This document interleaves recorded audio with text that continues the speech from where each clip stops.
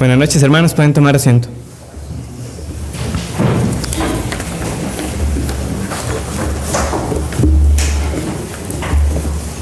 Abrimos nuestras Biblias en el libro de Esther, capítulo 1. Para quienes nos visitan, hemos iniciado una serie de predicaciones en este libro y hoy es apenas el segundo sermón en el capítulo 1 del libro de Esther. Capítulo 1. Esdras, Nehemías, Esther, antes de Job.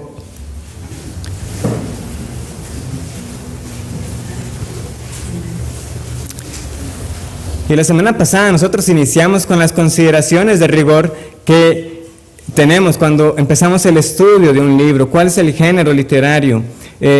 ¿Cuál fue el momento histórico en el cual fue escrito? Y demás. Y esta fue nuestra declaración general, que Esther es un libro de la Biblia de carácter histórico, escrito por un solo autor en un solo tomo, que es una historia corta centrada en el exilio de un pueblo, del pueblo judío, y que nos enseña acerca de la institución de las fiestas de Purim, así como la forma en que debía ser celebrada. Y agradezco la atención que tuvieron para esos detalles la semana pasada, porque estoy seguro que nos dejaron con muchas preguntas para saber más. O sea, ¿de qué nos sirve saber de que Esther es un libro histórico? ¿De qué nos sirve saber de que la historia, más que centrarse en las personas que vamos a ver, se centra en la situación del pueblo en general, de ese pueblo que estaba en el exilio?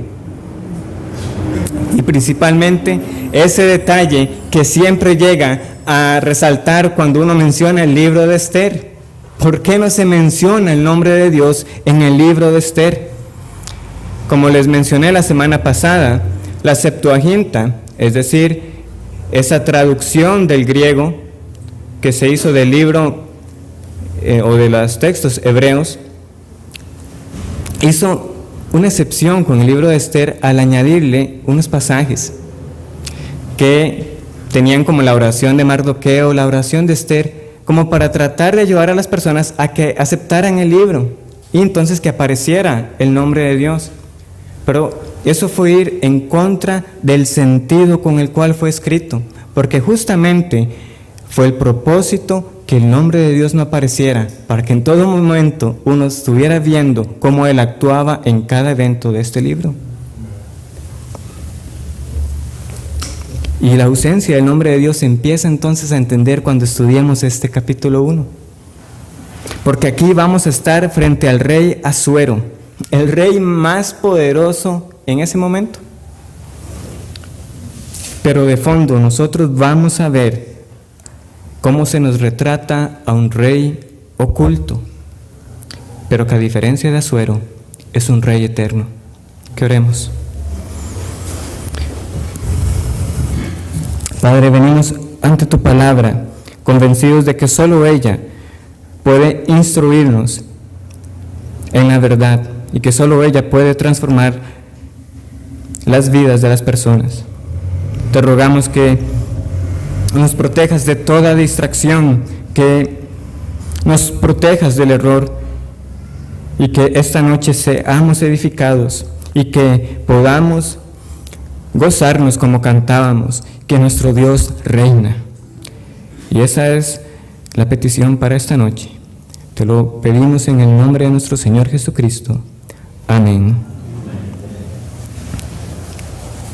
Definir la introducción de Esther no fue tampoco una tarea sencilla, porque en realidad la introducción son los dos primeros capítulos, porque con el capítulo 1 nosotros hoy solo vamos a ver al rey Asuero, pero era mucho texto para abarcar en una sola predicación, porque es hasta el capítulo 2 que nosotros entendemos que tiene que ver todo esto con el pueblo judío, cuando vemos entonces que Esther y Mardoqueo tienen un papel en esta historia y que van a jugar. Pero hoy vamos a ver al primero de los protagonistas mayores, y es el rey Asuero.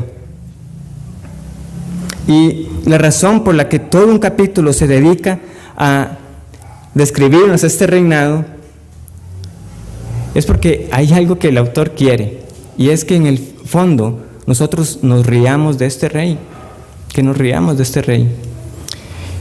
Ese es el propósito del autor, y cada vez que digo el autor, por supuesto que estoy diciendo el autor inspirado por el Espíritu Santo, porque va a haber un gran contraste cuando a nosotros se nos presenta lo majestuoso del reinado de Asuero, y de un momento a otro toda esa majestad, todo ese poder queda reducido a nada, cuando Vasti le dice no.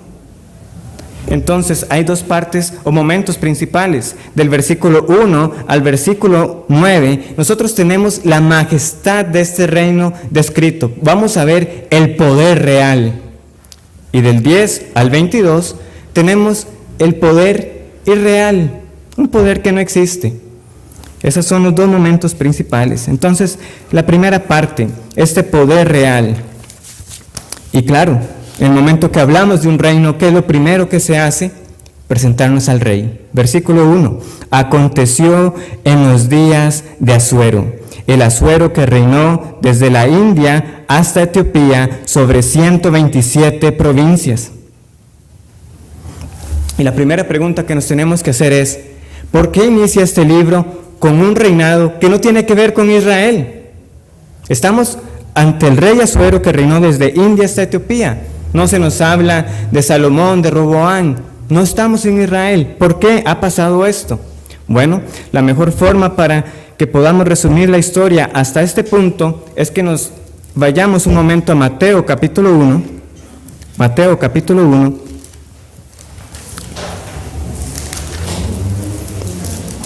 Que estudiamos hace un par de semanas. Porque esta genealogía nos sirve para resumir la historia de Israel. Mateo capítulo 1, versículo 5. Dice de esta manera: Salmón engendró de Rahab a Boz. Boz engendró de Ruth a Obed, y Obed a Isaí. En solo este versículo 5 ya se nos resumió todo el libro de Ruth que pasamos estudiando. ¿Y eso cuándo ocurrió? ¿Cómo iniciaba el libro de Ruth? Aconteció en los días de los jueces. ¿Cuál fue la época de los jueces? Aquella que siguió a la muerte de Josué, donde todo el mundo hacía lo que bien le parecía. Pero después de eso, nosotros vemos que Israel pide un rey. Queremos un rey como las demás naciones. Y Dios le va a decir a Samuel: Samuel, no lo han rechazado a usted, me han rechazado a mí. Yo soy el Dios, yo soy el rey de Israel. Pero está bien, vamos a complacer a este pueblo. Porque durante los días de los jueces se levantó un rey que se llamó, se me fue el nombre, Abimelech. Perdón, sí. Durante los días de los jueces hubo un rey que se levantó que fue Abimelech, pero duró poco. Luego nosotros tenemos al rey Saúl, que estuvo antes de David, y tampoco duró, porque el rey que Dios quiso poner tenía que venir de la tribu de Judá, y eso es lo que nosotros entendemos a partir del versículo 6. El linaje de David era el linaje real. Isaí engendró al rey David, y el rey David engendró a Salomón, de la que fue la mujer de Urías. Salomón engendró a Roboam, Roboam a Abías, y Abías a Asa. En este momento ya el reino se había dividido. Dios había también dicho a Israel: ustedes serán cautivos de nuevo. Y la primera ruptura se dio durante el reinado de Roboam. 10 tribus y media se fueron por aparte y dijeron: no vamos a estar bajo el reinado del linaje de David. Ese es el pueblo que nosotros eventualmente llegamos a conocer como los samaritanos, que cayeron presos del pueblo de Asiria. Pero hubo otros reinados que siguieron bajo el linaje de David, y son los que nosotros leemos acá. Versículo 8, Asa engendró a Josafat, Josafat a Joram, Joram a Usías, Usías a Jotam, Jotam a Acaz, Acaz a Ezequías. Y aquí llegamos al otro punto determinante. Este Ezequías llega y le muestra todas las grandezas del reino al pueblo de Babilonia. Y de nuevo viene palabra profética y les dice: Ezequías, por esto que has hecho, mi pueblo será cautivo también de Babilonia. Versículo 10. Ezequías engendró a Manasés, Manasés a Amón y Amón a Josías. Josías engendró a Jeconías y a sus hermanos en el tiempo de la deportación a Babilonia. Y vemos que en efecto eso se cumplió. ¿Cuál es este tiempo de deportación? Es lo que nosotros leemos en el libro de Daniel, que fue el rey Nabucodonosor que llegó y se los llevó cautivos. Entonces con Daniel nosotros tenemos esa parte de la historia. Y vemos que a partir del versículo 12, después de la deportación a Babilonia, Jeconías engendró a Salatiel, Salatiel a Zorobabel, y así continuó la descendencia. ¿Qué pasó? Eventualmente este reino de Babilonia también cayó cautivo. Y esto también, ¿dónde lo leemos? En Daniel capítulo 5. El hijo de Nabucodonosor, Belsasar, dio una fiesta con los utensilios de Jerusalén. Y ahí es cuando aparece aquella mano que escribe en la pared: tu reino ha sido roto y ha sido dado a los medos y a los persas. ¿Y quiénes son los medos y los persas? Hermanos, son este reinado que estamos leyendo aquí en Esther capítulo 1. Entonces vamos a Esther de nuevo. Ahora ya tenemos el trasfondo histórico. ¿Y cuál es el punto al que quiero que lleguemos cuando se nos dice que esta historia está centrada acá? Cuando Daniel oraba viendo hacia Jerusalén, y su oración era por el pueblo de Jerusalén. Cuando Babilonia cae y llega los persas a tomar el poder y el control, ellos le dan el permiso a algunos hebreos para que vayan y vuelvan a Jerusalén. Nehemías el copero, que nosotros leemos, justamente estaba en Susa, la misma Susa que nosotros leemos acá, y le dice el rey: Nehemías, ¿por qué está triste? Es que quiero volver para edificar de nuevo Jerusalén. Y le da el permiso. Es decir, el pueblo quería volver a reconstruir aquellas viejas glorias cuando Israel era un reino. Pero no todos tenían ese mismo deseo. Y eso es lo que nosotros tenemos acá. ¿Por qué? Porque había una decisión que ellos debían tomar. ¿Cuál era? Vamos e intentamos reedificar Jerusalén y enfrentar oposición y de que seamos acusados de rebeldes, porque en efecto eso fue lo que pasó. Y ser acusados de rebeldes era enfrentar el castigo. Ese era un riesgo.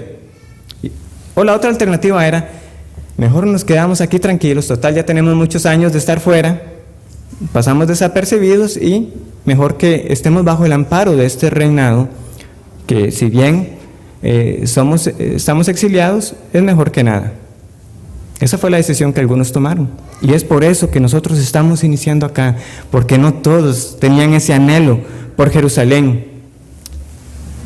Y este es entonces el punto con el cual Esther nos enfrenta. ¿Dejaría Dios en el olvido a este pueblo que no tenía un celo por Jerusalén? Y la respuesta de nuevo es: Dios es fiel a su pueblo, aun cuando este pueblo es infiel. A estos que habían decidido quedarse. Pero el escenario no pinta nada bueno. Este rey de verdad tenía poder. Reinó desde la India hasta Etiopía sobre 127 provincias. 127. El autor nos está pintando a alguien realmente poderoso y tiene esa intención, porque el reino persa no estaba dividido en 127 provincias. Eso era una subdivisión. Posiblemente eran solo 20 o 30 estados principales. Pero esto es como decir que Laura Chinchilla gobierna sobre Costa Rica. Pero yo, en lugar de decirlo así, digo: Laura Chinchilla es presidente sobre 7 provincias. O Laura Chinchilla es presidente sobre 81 cantones. O lo digo que suene más bonito: Laura Chinchilla es presidente sobre más de 460 distritos. Pero los que sabemos, sigue siendo el mismo pedacito de tierra. Claro, Asuero no era un pedacito de tierra, era desde la India hasta Etiopía. Pero está dicho de una manera que impresione: 127 provincias. Era un rey que tenía mucho terreno. Y si ya eso no era suficiente para impresionar, lo que sigue es cómo este rey celebraba, porque Asuero sabía cómo hacer una fiesta. Versículo 2: En aquellos días, cuando fue afirmado el rey Asuero sobre el trono de su reino, el cual estaba en Susa, capital del reino, en el 3er año de su reinado, hizo banquete a todos sus príncipes y cortesanos, teniendo delante de él a los más poderosos de Persia y de Media, gobernadores y príncipes de provincias. Era una fiesta con los más importantes, con los que tenían poder. ¿Y cuál era el propósito de esa fiesta, de esos banquetes que él hacía? Versículo 4, para mostrar él las riquezas de la gloria de su reino, el brillo y la magnificencia de su poder. Veamos cuán ricamente describe el poder. Brillo, riqueza, magnificencia. Este autor realmente nos quiere pintar a alguien poderoso, porque el contraste que va a hacer luego va a ser impactante. Y tenía un propósito, ya vimos que exhibir su poder. ¿Y por cuántos días? Dice el versículo 4, muchos días, 180. Ese número hasta uno se lo cuestiona. ¿Cómo podía ser alguien para tener un banquete por 180 días?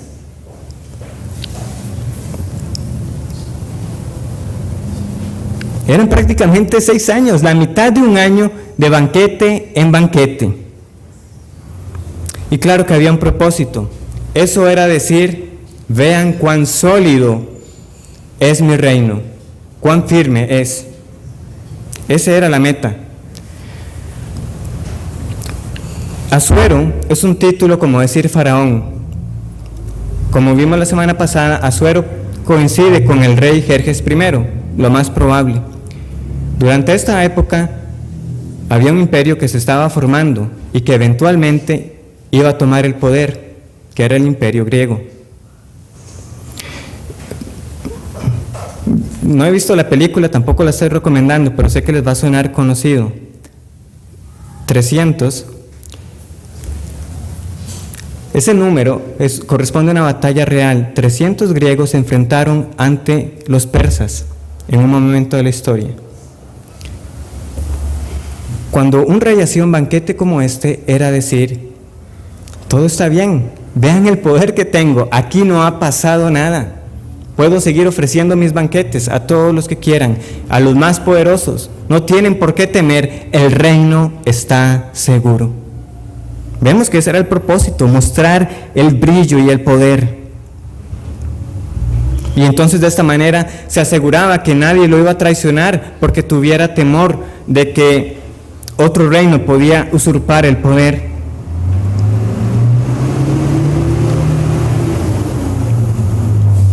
Y si ya 180 días eran impresionantes, el versículo 5 nos dice que esto continuó 7 días más. Versículo 5. Y cumplidos estos días, hizo el rey otro banquete por 7 días en el patio del huerto del palacio real, a todo el pueblo que había en Susa, capital del reino, desde el mayor hasta el menor. Durante los primeros 6 meses, a los más importantes.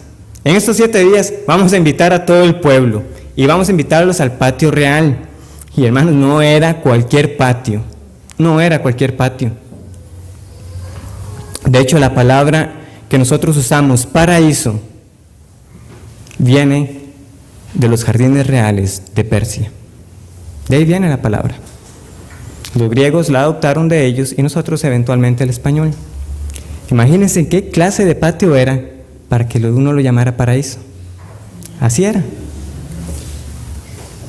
Y veamos la descripción, versículo 6. Pabellón era blanco, verde y azul, tendido sobre cuerdas de lino y púrpura, en anillos de plata y columnas de mármol. Los reclinatorios de oro y de plata, sobre el osado de pórfido y de mármol, y de alabastro y de jacinto, y daban a beber en vasos de oro y vasos diferentes unos de otros. No era un piso cerámico, era piso de mármol. No eran los paquetitos de 15 vasos desechables que usamos ahora, eran vasos de oro. Y no eran vasos genéricos, vasos cada uno con su diseño. Esto era tener poder y esto era tener riquezas. Esto era hacer una fiesta como un rey.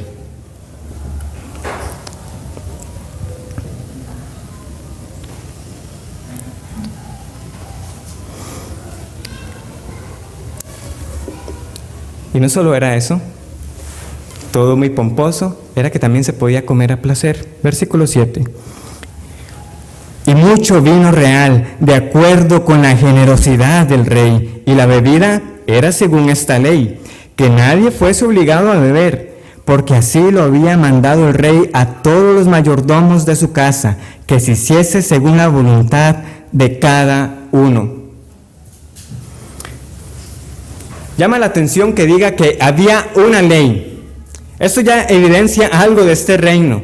Para poner una ley solamente para regular la bebida, ya quiere decir que el mucho poder estaba afectando a estas personas. Podían simplemente informarlo, pero no, pusieron una ley.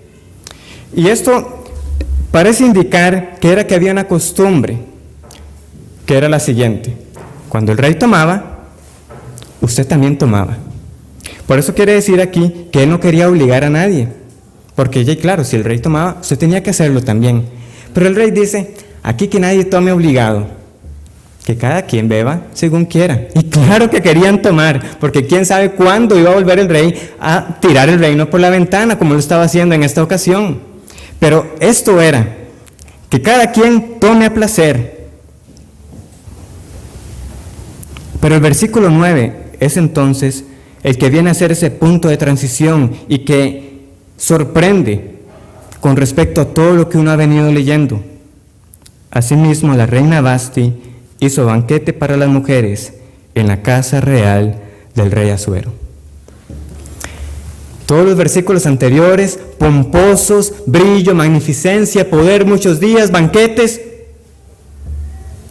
Y en un solo versículo se nos resume la fiesta de la reina Vasti.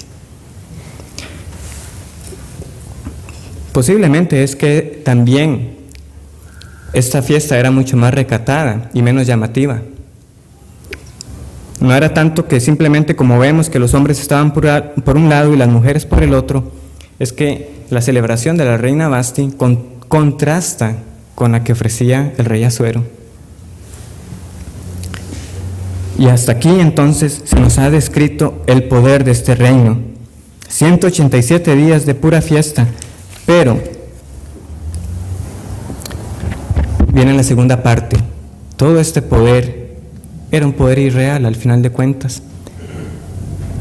Y se viene a caer poco a poco. Versículo 10.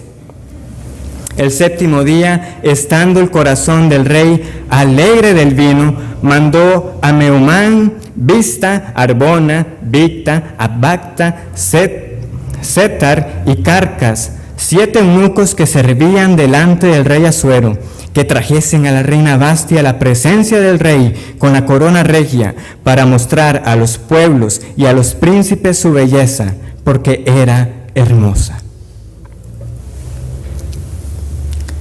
Claro, como mínimo 7 días de estar echándole popularmente, claro que iban a estar alegres. Y eso lo digo de esta manera, porque no era solamente el rey. Recordemos que cada uno podía beber generosamente. Y esto, hermanos, nos viene a pintar un contraste con alguien que nosotros ya vimos que también había tenido una fiesta. ¿Quién había sido? En nuestra serie anterior, vos. Vos también, después de años de hambruna. Claro, llega la primera cosecha, había que celebrar. Y vos celebró por una noche. Y nosotros leímos que comió y bebió hasta que estuvo contento. Pero ¿qué hizo vos después? Se fue a dormir. Vos no tomó ninguna decisión, no actuó, simplemente se fue a acostar. ¿Cuál es la idea? Es claro que se está en un ambiente festivo, pero llega un punto donde esta celebración y estos excesos le nublan a usted el juicio. Porque cuando Ruth se presentó por la noche a vos siempre actuó con prudencia y le habló palabras adecuadas. Eso nos quiere indicar que vos no tuvo un exceso, simplemente lo necesario para celebrar. Pero no es lo mismo con Asuero, porque Asuero no es vos, no es un hombre piadoso. Estando en esa condición de embriaguez, tomó una decisión. Una aclaración aquí cuando él dice que Vasti venga con la corona regia. No nos imaginemos una diadema, imaginémonos más bien un turbante, esa tela que se enrolla alrededor de la cabeza. Eso era la corona regia. Por supuesto, no era cualquier tela y no era simplemente una tela, sino que estaba llena de joyas. Pero esa era la corona regia. Y justamente la palabra turbante también la tenemos heredada de los persas. Esa era la corona regia. Pero lo que Asuero está pidiendo es un insulto para Vasti. Es un insulto.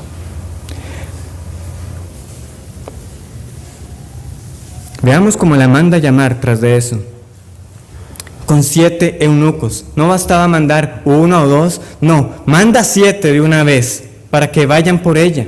Y los nombres que están aquí escritos están dados de manera que suenen incluso graciosos. Claro, en español eso se pierde, pero es como que el autor aquí nos está escribiendo, y Asuero mandó a Pablito, Menganito, Sutanito por Vasti. ¿Por qué? Porque lo que viene, el rey no se lo esperaba. Pero es que era realmente un insulto. Primero manda a un montón de personas por ella, y además que venga vestida con la corona. ¿Para qué? Para presentarse delante de un montón de personas que estaban borrachas. ¿Era eso darle honra a Vasti? La estaba humillando más bien. La estaba presentando como un objeto, como una adquisición más del reino. Eso no era darle honra a ella. Y además, ¿cómo iban a apreciar estos hombres la hermosura de Vasti, estando así? Era una tontera. Pero Asuero no tomó la decisión adecuada. Y veamos la reacción que él nos esperaba. Versículo 12. Mas la reina Vasti no quiso comparecer a la orden del rey enviada por medio de los eunucos, y el rey se enojó mucho y se encendió en ira. Lo que menos imaginaba era que Vasti no se fuera a presentar. ¿Y qué hizo? Se enojó. Y aquí se nos muestra otra característica de este rey. No solamente que toma decisiones a la ligera, no estando en la mejor facultad para hacerlo, sino que también toma decisiones basado en sus emociones. Se enojó y ahora sí, vamos a actuar. Y da risa que de un momento a otro, lo que debió haber sido un asunto del hogar, este rey lo va a convertir en un asunto del gobierno. Versículo 13. Preguntó entonces el rey a los sabios que conocían los tiempos, porque así se acostumbraba el rey con todos los que sabían la ley y el derecho. Y estaban junto a él Carcena, Cétar, Admata, Tarsis, Meres, Marcena y Memucán, 7 príncipes de Persia y de Media, que veían la cara del rey y se sentaban los primeros del reino. De inmediato, esto tienen que venir los más importantes a ver cómo resolvemos el asunto. Y los llama. Y veamos cómo se nos están describiendo, como los entendidos, como los que entendían los tiempos, la ley y el derecho. No eran gente cualquiera, se sentaban en lugares prominentes. Y uno dice, bueno, esta gente entonces definitivamente va a dar un consejo adecuado al rey.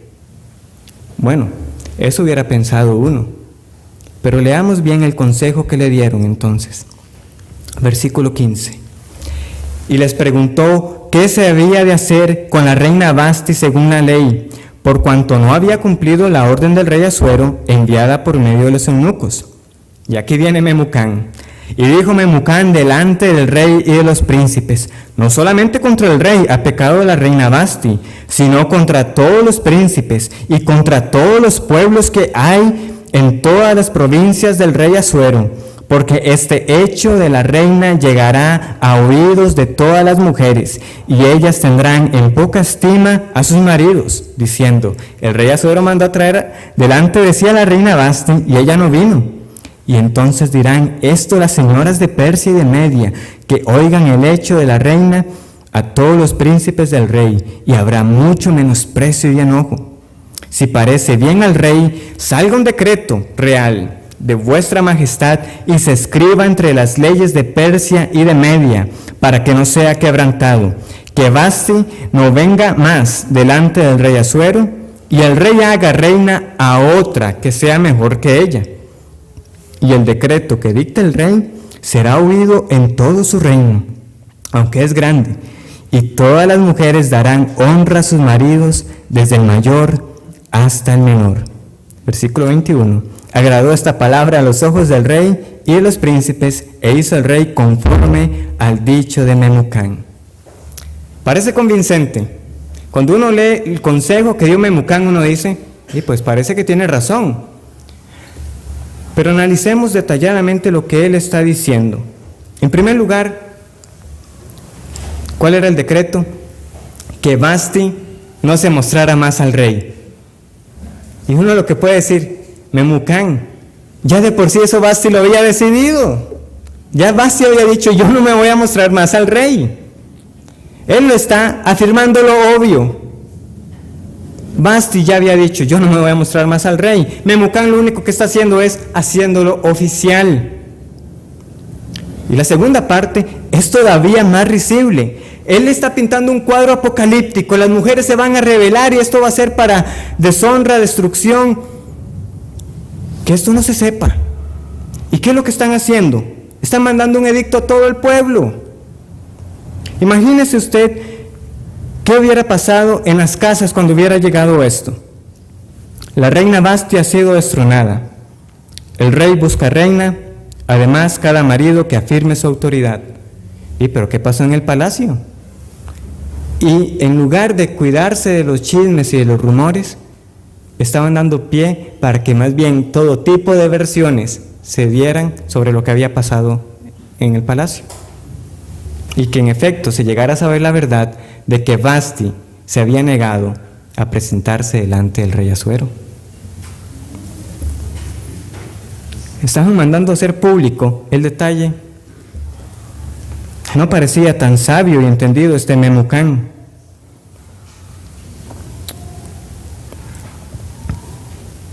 Y cuando nosotros leemos el resto del libro de Esther, no hay más alusión a este hecho. Definitivamente Memucán estaba exagerando. Nosotros no vemos que el caos haya llegado a Susa por esto. Quiere decir que en efecto el asunto no daba para tanto y que además pues los maridos sí tenían su autoridad en sus hogares. Ahora, para algunos que estén deseando, yo no tengo copia de ese edicto, pero es tonto pensar, hermanos, que una ley iba a ayudar a resolver si ese problema se daba. Es como que aquí también saliera un decreto presidencial diciendo que los hijos deben obedecer a sus padres. Y está bien, uno dice, es de acuerdo a lo que dice la palabra de Dios, pero que haya una ley no hace más fácil la crianza de los hijos, porque no ataca la raíz del problema. Hoy en la mañana también nos ilustraban con el racismo. Uno se puede dictar, no más racismo. ¿Va a lidiar eso con el pecado que hay en el corazón? No. El problema de autoridad no se resuelve con una ley dada por el gobierno. Era ridículo. Asuero solo terminó de hacer el ridículo al prestar oído a ese consejo y demostrar que aunque gobernaba sobre 127 provincias, no reinaba en su propio hogar. Y ese es el gran contraste con el cual nos es pintado este capítulo 1. Y es cierto que ha sido expresado de esta manera humorística porque así fue escrito este libro, pero a la vez revela algo muy aterrador. Quiere decir que el pueblo judío estaba bajo el gobierno de un tipo como este.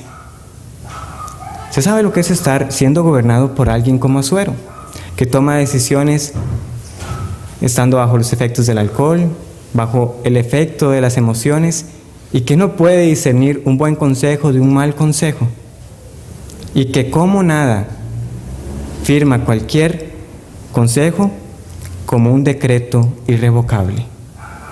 Y esto sí va a ser central para lo que más adelante se va a venir, y este era el gobierno bajo el cual estaba el pueblo judío. Eso sí es aterrador, pero a la vez hay un rayo de esperanza que se vislumbra, y esto es: este gobierno puede ser resistido, puede ser resistido. Vasti dijo que no. No viene al caso discutir si la negativa de Vasti fue buena o mala. Uno se inclinaría a decir de que hizo bien de no prestarse para ese circo. Y si hay que rescatar algo, porque nosotros de Vasti no vamos a saber más, y siendo una mujer pagana, incrédula como lo fue, hay una aplicación que podemos rescatar. ¿Qué ha perdido usted por hacer lo correcto? ¿Qué ha perdido usted por hacer lo correcto? Porque a Vasti no solamente le costó la corona, le costó mucho más que eso. Fue nunca más ver el rostro del rey. Y no sabemos más de ella. ¿Qué ha perdido usted por hacer lo correcto? Una relación, un trabajo. Hacer lo que debemos hacer tiene un costo. Y Vasti lo aprendió. Pero más que lo que le haya costado a Vasti, de nuevo, es el hecho de que este rey, tan poderoso como parecía al inicio, puede ser resistido. Puede ser resistido. ¿Quién era Asuero para oprimir al pueblo de Jehová? ¿Quién era este rey para oponerse a quien justamente le había dado el poder para ser rey? Porque Dios es el que pone reyes y quita reyes. O como dice Proverbios 21, versículo 1. Como los repartimientos de las aguas, así está el corazón del rey en la mano de Jehová. A todo lo que quiere, lo inclina. Y este rey Asuero solo va a servir a los propósitos divinos. ¿Qué conclusiones podemos tener para esta noche con este primer capítulo de Esther? Son dos. La primera es breve. Hay poco provecho en una vida llena de fiesta. Hay poco provecho en una vida festiva. ¿Estamos diciendo que no hay tiempos para celebrar? No. ¿Estamos diciendo que no hay que participar de algunas celebraciones? No. El punto es que el mundo quiere que compremos su trivialidad. Y es que uno dice, pero ¿cuánto despilfarro, cuánta cosa?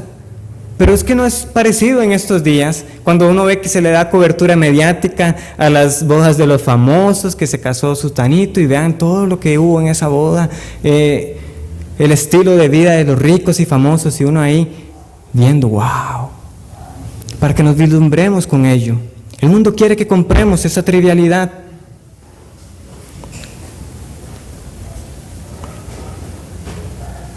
La pregunta es, ¿de qué vale la pena esforzarse en esta vida para llenarse de riquezas y poder ofrecer una fiesta que dure 6 meses, si al final de cuentas perdemos el alma?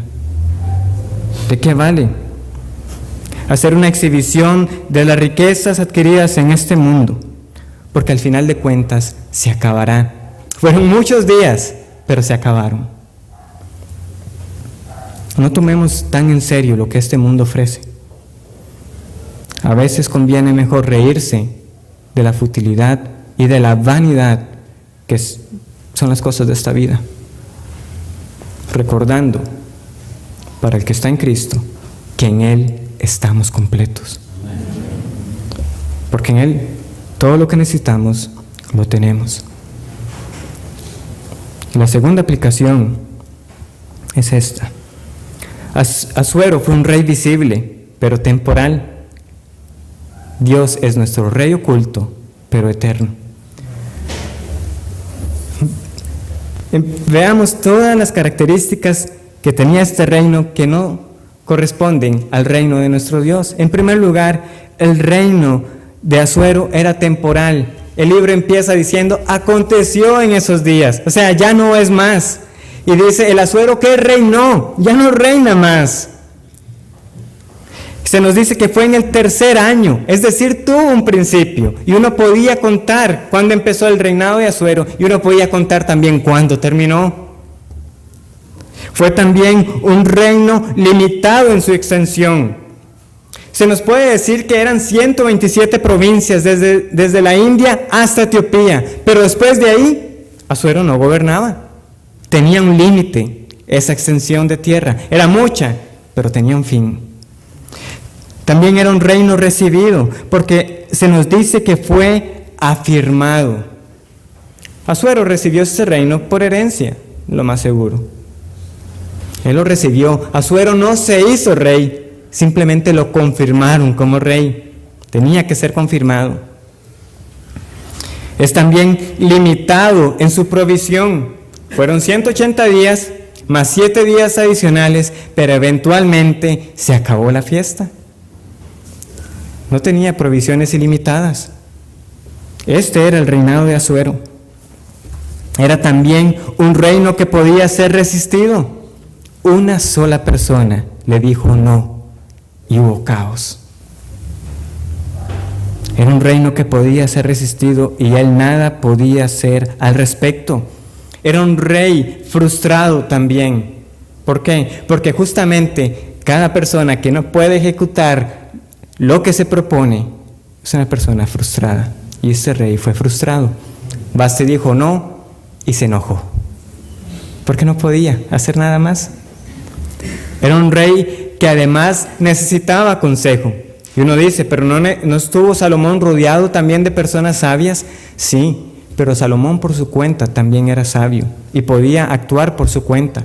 Pero es que este Asuero no era tanto que pedía consejo, era que lo necesitaba porque él no sabía qué hacer. Bueno, ¿y qué se hace en estos casos? Ocupaba que le dijeran qué hacer.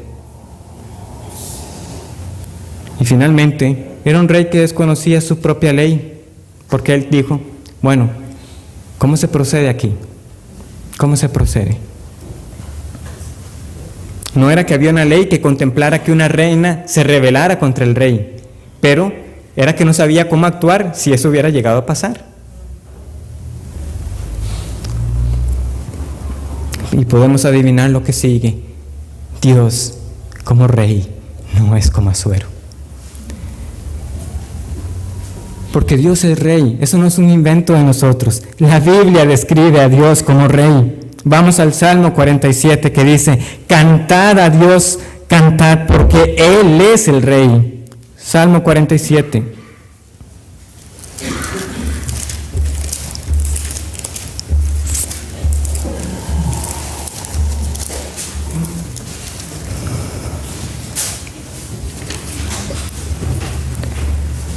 Salmo 47 dice, versículo 1, pueblos todos, batid las manos, aclamad a Dios con voz de júbilo, porque Jehová el Altísimo es temible, Rey grande sobre toda la tierra. Él someterá a los pueblos debajo de nosotros y a las naciones debajo de nosotros, de nuestros pies. Él nos elegirá nuestras heredades, la hermosura de Jacob, al cual amó. Subió Dios con júbilo, Jehová con sonido de trompeta. Cantad a Dios, cantad, cantad a nuestro Rey, cantad, porque Dios es el Rey de toda la tierra. Cantad con inteligencia. Reinó Dios sobre las naciones, se sentó Dios sobre su santo trono. Los príncipes de los pueblos se reunieron como pueblo del Dios de Abraham, porque de Dios son los escudos de la tierra. Él es muy exaltado. Ese es nuestro rey. Su reino no tiene inicio. Uno no cuenta cuántos años tiene el reino de Dios, porque En el principio Él creó los cielos y la tierra. Desde antes Él era. Y no fue que creó la tierra por una necesidad de tener súbditos, porque Él estaba completo en sí mismo. El Hijo, el Espíritu y el Padre tenían comunión perfecta, gozo perfecto antes de la creación del mundo. Es un rey que no necesita nada más. Y si tuviera necesidad de algo, no nos lo diría a nosotros, dice el Salmo 50. No es un rey sobre 100, sobre 200, sobre 500 provincias, es el rey de toda la tierra. El universo se lo sujeta a Él.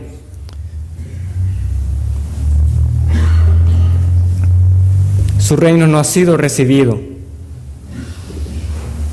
Nosotros no confirmamos a Dios como rey. El hecho que usted no le dé la gloria a Dios como rey, no lo hace menos rey.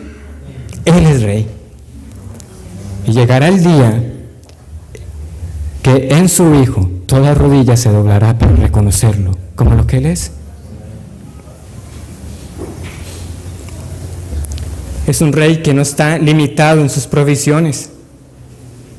Se acabaron los 187 días de Asuero, pero toda una eternidad no bastará para la mesa que está aderezada para el pueblo de Dios, porque no bastará para conocerlo a Él y la infinidad de su poder y de su majestad. No alcanzará toda una eternidad, porque Él no está limitado. Tampoco es un rey frustrado. Él dice, todo lo que quiero, yo lo hago y lo cumplo. Dice en Isaías 46:10, mi consejo permanecerá y haré todo lo que quiero. Él dijo en Génesis 3:15, yo daré un redentor, y nadie frustró ese plan.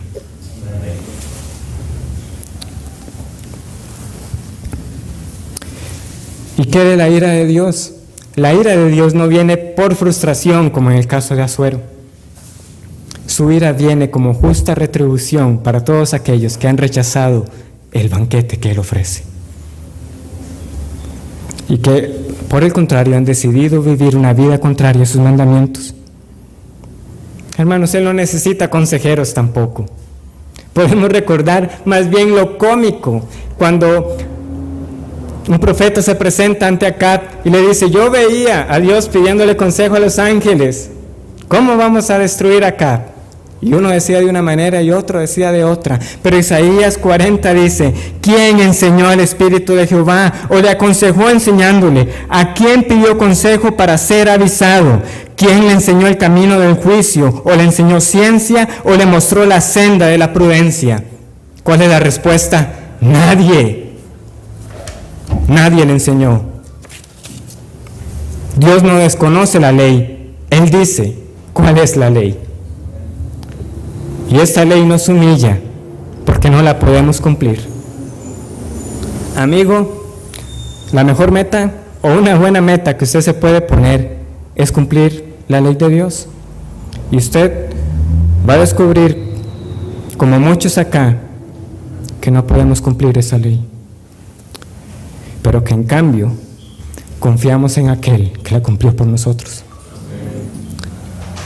Por la obra de Cristo nosotros ya no somos extranjeros ni advenedizos en el reino de Dios, porque Él clavó nuestros pecados y por Él estamos bien ante este Rey oculto, pero eterno, el Rey de Reyes. Oremos.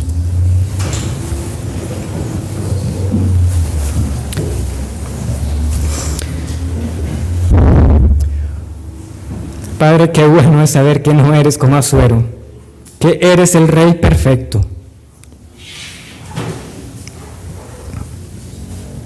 Y que este Rey estaba también bajo tu voluntad.